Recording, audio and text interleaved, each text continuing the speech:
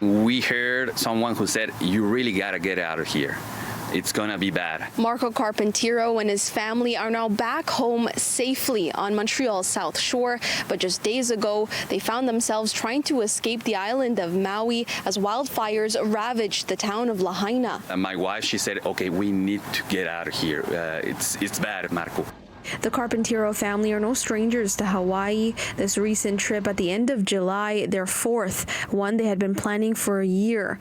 On the last days of their trip, they were in Maui when it was hit with back-to-back tropical storms causing power failures. The family decided to head to the airport earlier than they wanted to, and on their way, they had to go through the town of Lahaina. Inside the car, we started to cough, and that's when it hit me. Okay, we have to get out, and that's when this video, you see that we were making a U-turn and trying to find another way because it was all blocked. We were not going to get through that. The situation, it was really serious. A lot of traffic, a lot of police patrols. There was no organization.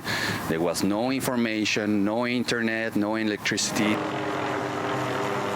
The storm the day before added to the chaos as broken trees and hydro poles had fallen, scattered across the main highway, and with both locals and tourists like the Carpinteyro family flocking to get on, Marco says he felt helpless. You saw the trees, you saw the poles that were down, the cables were in the middle of the streets. They were just overwhelmed. Once at the airport, Marco says systems and staff were both overwhelmed. We were waiting. The news was that you're not getting out, at least with this flight. Flight crews for outbound travel were not at the airport, many of them still trapped in Lahaina. There were local people who were like trying to work with us, but they were also thinking about the people who live in Lahaina.